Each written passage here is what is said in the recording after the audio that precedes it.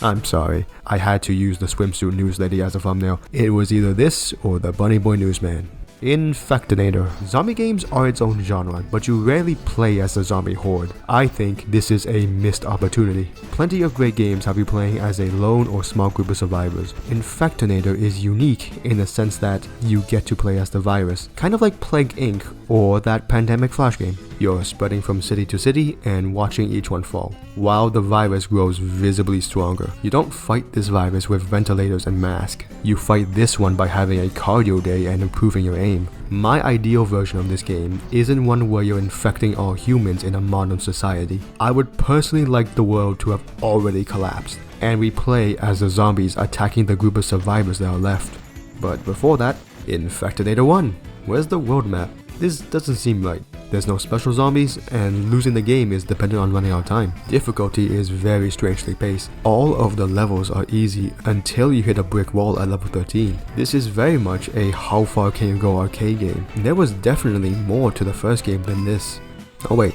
Infectonator 1, World Domination. Okay, this was the one I remember. We go through the world region by region, city by city, person by person, and eventually entire continents fall. There is no real condition where you can lose. You can just continuously retry and get stronger each time. Money is dropped by people and cars for some reason. The cars seems to have an outsized amount of importance here. Like the news would just report, 3 cars got destroyed today. Oh, and New York has been wiped off the map.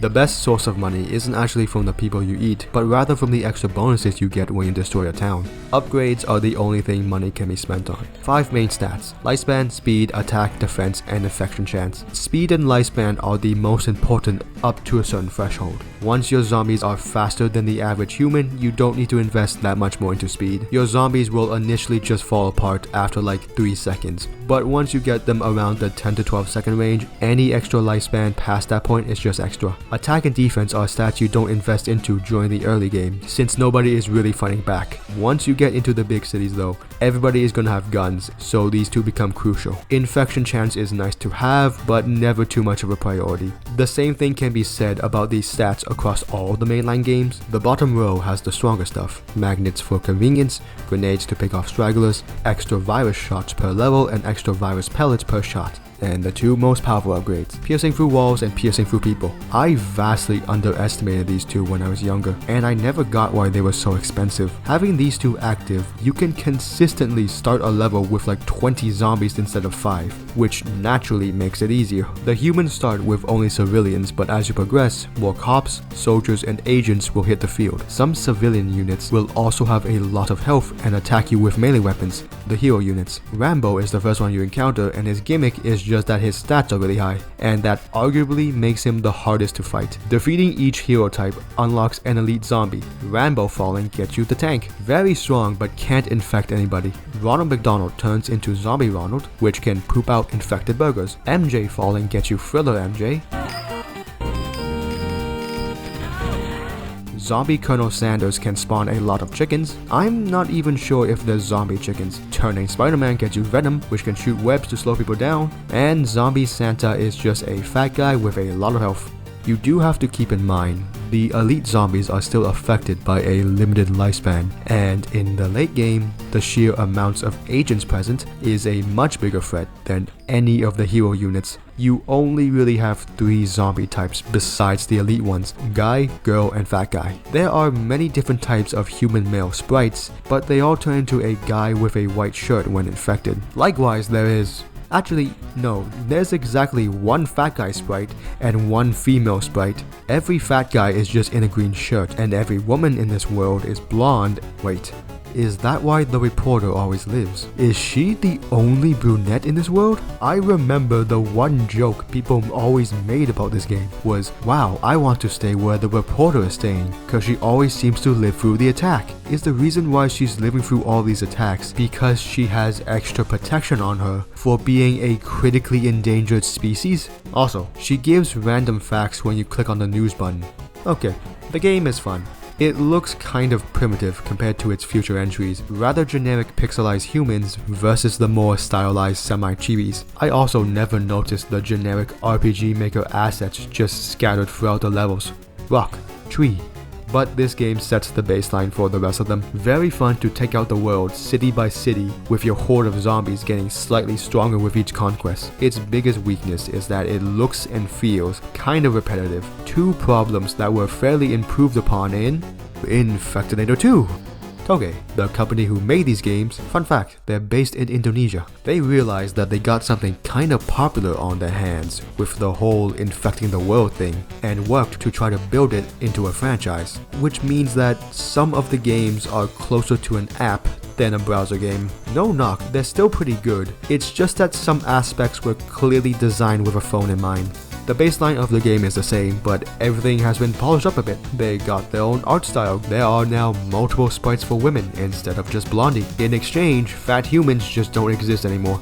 The stats page is basically the exact same with a better UI now. Grenades are moved to the new support category, alongside the new landmines, goo, and virus canisters. The goo and canisters existing implies that there is a living person behind the zombies. You now have to do more than just infect everybody in a city for it to be considered destroyed. Each city has certain tasks you need to do now, none of them are interesting. Taking out a certain amount of people with support items is very annoying, and the others can be mostly ignored. Once you finish a level, the upgrade lab is automatically brought up, which wasn't a thing in the first game. Nice little quality of life. There are far more elite zombies, now just called zombie squads, cause this guy is mixed in there. Each has their own usages, and some of them are required to be deployed in order to destroy a city. I usually stick with the same four: Jason, Kruger, the Supreme Leader, and either the Brute or the Yeti. Jason and Freddy Krueger both buff other zombies. Jason buffs combat stats and Krueger buffs speed. They can make a horde far stronger. Kim Jong-il revives non-zombie corpses, which helps in making the hordes bigger. And the Brute has really high stats for a singular zombie. The sequel is an all-round improvement. The game looks better, the game plays better, and some of the late game levels are actually quite tough, in the sense that they basically have a 95% vaccination rate with how many immune fighters they have. However, it still kind of feels like we're playing through stages in a lab, like the very first game. Thankfully, that's what the devs felt as well, and we eventually got Infectonator 3. Actually, hold on, let's talk about the spin-offs first. Infectonator Hot Chase. Yeah, this was for phones. You click and hold to go up, and you move downwards by default. This was made with tapping in mind. The desktop version doesn't have ads, but it does have an ad space hole in its heart. They saw the jokes about the reporter surviving, and made a game about a squad of zombies chasing her down. It's an endless runner. The closest comparison would be Jetpack Joyride. Actually, no, I don't think it's really an endless runner. You go to new areas by breaking through barricades, and there is progression in your character strength. Oh my god, this is a launcher game. The closest comparison would be Burrito Bison. Honestly, this game was far better than I was expecting. I would recommend the desktop version. I'm not actually sure if there is a phone version. I'm just assuming. Infectonator Survivors. Okay, so this is the closest the series has come to my ideal version of the setting. The world has collapsed, it's just pockets of survivors left here and there. I would actually love to just fight the final remnants of humanity as they try to regain what was lost. We get stronger zombies and zombie types as they get stronger equipment and defensive structures. But to add, the entire thing about this series is that we play as the zombies, and this is the only game where we play as the survivors. Aw man, the game itself is fine. It's a perfectly good game. Okay, back to Infectonator 3. So, remember when I said like 11 zombie squads was a lot? This game is on Steam, by the way. I love how it looks, and they really evolved everything about it. It has a rather bleak sense of humor, cause, well, we do remember what people did during the actual modern plague, right? The devs seem to have come to the natural gameplay conclusion of the series: make it more like Plague Inc. We actually have a way to lose the game now. The humans can develop a cure. Labs can now appear in certain regions, and you must destroy those regions in order to destroy the labs. Panic levels now scale the game a bit. There is a regional panic scale and a global panic scale. The global scale only increases after you hit a certain checkpoint in a regional scale. You can slow down the rate of people panicking if you leave no survivors, but it can't be stopped. Destroying an entire region will naturally make its neighbors panic more, and you need to destroy everything to win. As the regional panic scales higher, the area will get a bit more difficult. Police are now on standby. Soldiers are now on standby. Every civilian has been armed. If you max out the regional panic, the area is just going to take themselves out in a "you can't fire me, I quit" way. Even if the area is relatively healthy, too many sections of this region has been overrun that they just decide to choose atomization over becoming zombies. Regional heroes also appear if the panic level is high enough, and taking them out doubles the infection rate in these areas. All of the regional heroes are joke characters, and like really old joke characters too. When was the last time you remember somebody making a joke about Justin Bieber's last name? Global panic levels dictate the world. At certain points, police are stationed worldwide. Soldiers are stationed worldwide. Special ZIT teams are on standby worldwide. Human health levels are now increased globally. New labs now appear once you reach certain global panic checkpoints, and they usually appear in regions where you don't have much presence in. The panic system makes it feel more like you're having a fight with humanity.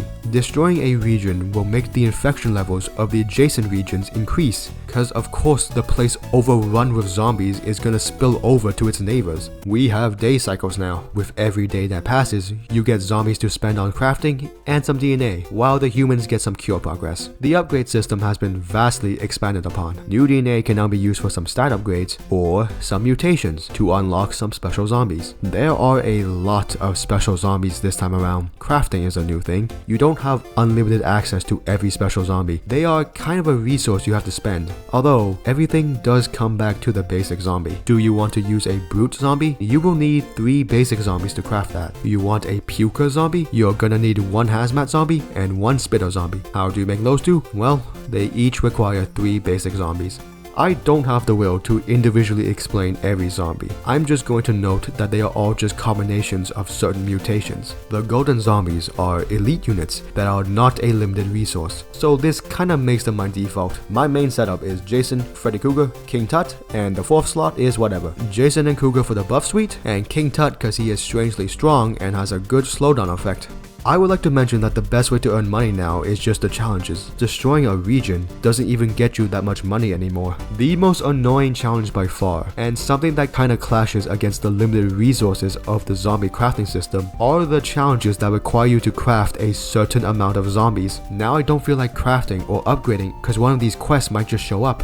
Upgrading these special zombies is actually important now. The stats page used to just be the stats of the basic zombies, but this time around, these stats are bonuses to everybody. Every single zombie type has their own baseline stats now. You increase the baseline by upgrading the zombie itself. Upgrading the zombie type requires you to have extra copies of that type of zombie, which takes basic zombies to make. Basic zombies are also what you use to upgrade the golden zombies, as you can't get extra copies of them. Upgrading the base stats of the basic zombies is also very important, as they are the most common zombies you are going to be having on the field. Increasing the stuff on the stats page is just an add-on. Extra seconds in the lifespan, a multiplier in the speed, damage, and attack stats, flat bonuses for infection chance, alongside the new mutation chance stat. It used to be that every newly infected human would always become a basic zombie. There is now a chance that they turn into a mutated one. It's a great idea. There is a crap ton of new special zombies in this game, and there is no way you get to see all of them in action during one playthrough. It really adds to the chaos, puts those baseline upgrades to use,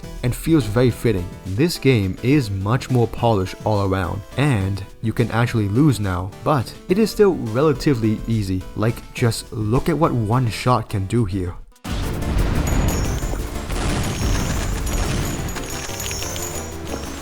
The extra teams of specialized soldiers are the only real threat here. And to be clear, if it's easy but it's fun, who cares if it's easy, just go have your fun. Easy is only really bad when things become tedious and repetitive due to the lack of difficulty. The earlier games kind of had this, but not this one. It honestly felt like it ended a bit too soon here. You can do another run of the game where you now have additional options for mods, bunch of stuff to make this game more difficult, or some stuff to make it easier. There is a good amount of replayability here. This game is a pretty good modernization of the old Flash games. It felt like everything was developed to their logical conclusions. Toge Studios is still around. They started branching out into being a general indie developer, and they even got big enough to buy out a different Indonesian game studio. I like your games. Alright, the Feudalism Trilogy is up next. Keep on suggesting things. It will probably be put on the list.